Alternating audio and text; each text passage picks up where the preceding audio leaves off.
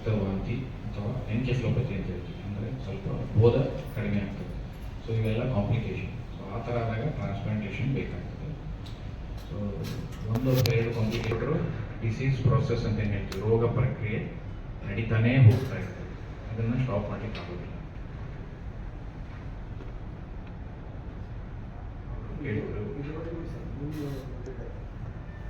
Registration ಮಾಡಿಸಿದ್ದಾರೆ already.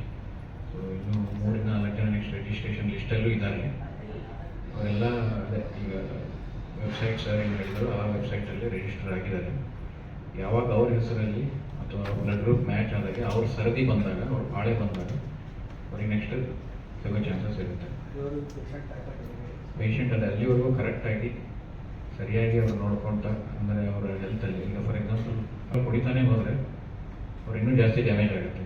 ಇವರು fat fraction, ಇವನ್ ಡಯಾಬಿಟೀಸಲ್ಲೂ ಕೂಡ ಕಂಟ್ರೋಲ್ ಆಗದೇ ಇದ್ದರೆ, ಫುಡ್ಡಲ್ಲಿ ಸರಿ ಇದನ್ನು ಮಾಡದೇ ಇದ್ರೂ ಡಿಸೀಸ್ ಪ್ರೋಗ್ರೆಸ್ ಆಗ್ತಾನೆ ಇರ್ತದೆ.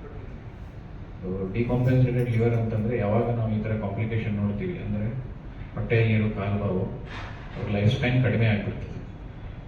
ಸೊ ಆ ಥರ ಏನು ಕಾಂಪ್ಲಿಕೇಶನ್ ಇಲ್ಲದವರಿಗೆ ಲೈಫ್ ಸ್ಪ್ಯಾನ್ ಜಾಸ್ತಿ ಇರ್ತದೆ. ಆಲ್ರೆಡಿ ಹಿಂಗೆ ಯಾವುದಾದ್ರೂ ಆದರೆ 2 ವರ್ಷದಲ್ಲಿ ಜಾಸ್ತಿ ಪ್ರಾಬ್ಲಮ್ ಸ್ಟಾರ್ಟ್ ಆಗ್ತದೆ.